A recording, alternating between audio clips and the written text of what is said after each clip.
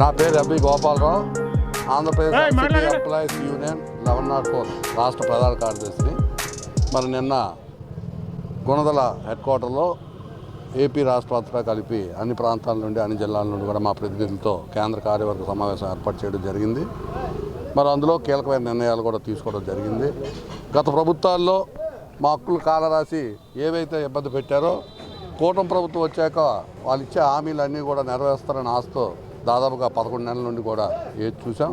కానీ ఇప్పటివరకు ఎటువంటి ఆశించిన ఫలితాలు రాలేదు ఉద్యోగస్తులకి. మరి కింద క్షేత్రస్థాయిలో కూడా చాలా అసంతృప్తికరంగా ఉంది.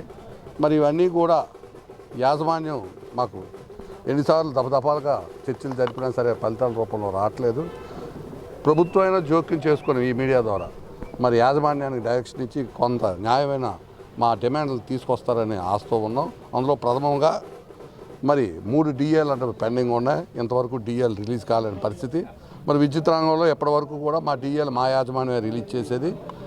ఫైనాన్స్ కమిటీకి సంబంధం లేకుండా ఇచ్చే పరిస్థితి నుండి గత ప్రభుత్వంలో ఫైనాన్స్ కమిటీకి రాసి ఇప్పుడు స్టేట్ గవర్నమెంట్తో ఈక్వల్ చేసాము. అక్కడ రిలీజ్ అయితే కానీ రిలీజ్ అవ్వని చెప్తున్నారు. అది చాలా దురదృష్టం. హక్కులను కాలరాస్తున్నటువంటి సమాన పనికి సమాన వేతనం అయితేనేమి, అదే మాదిరిగా వారికి 1/4/2022 నుంచి రావాల్సినటువంటి బకాయిలు ఏదైతే అరియర్స్ బకాయిలు ఉన్నాయో అవి తక్షణమే విడుదల చేయాలని, అదే మాదిరిగా JLM గ్రేడ్ 2ను మాకు APSCB నుండి సంక్రమించినటువంటి ఏదైతే పోస్ట్ ఉన్నామో ఆ పోస్టును మాకు JLM గ్రేడ్ 2గా ఆనాటి ప్రభుత్వం గ్రామ వార్డు సచివాలయాల ద్వారా నియమించబడింది. 7,114 పోస్టులు తీసుకున్నారు. మరి వారు తీసుకొని 5 సంవత్సరాలు పూర్తయ్యారు. వాళ్ళకు దశ లేదు. ఈ రోజు కూడా సర్వీస్ రెగ్యులేషన్స్ ఏమనేది కూడా లేదు.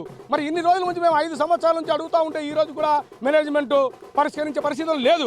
కాబట్టి వారిని తక్షణమే JLM గ్రేడ్ 2 ఎనర్జీ అసిస్టెంట్గా పిలువబడుతున్నటువంటి వారిని రెగ్యులర్ JLMగా నియమించి వారికి పదోన్నతులు కల్పించాలని, అదే మాదిరిగా ఈరోజు EPF టు GPF 1/4/2019 నుంచి 31/8/2004 వరకు ఏదైతే ఉందో దాన్ని గవర్నమెంట్లో ఉందో దాన్ని మా విద్యుత్ సంస్థలో ఉన్నటువంటి ఉద్యోగులకు కూడా ప్రవేశపెట్టాలని, పాత పెన్షన్ విధానం ఇవ్వాలని వివిధ డిమాండ్లతో మేము నిన్న కేంద్ర కార్యవర్గంలో చర్చించడం జరిగింది.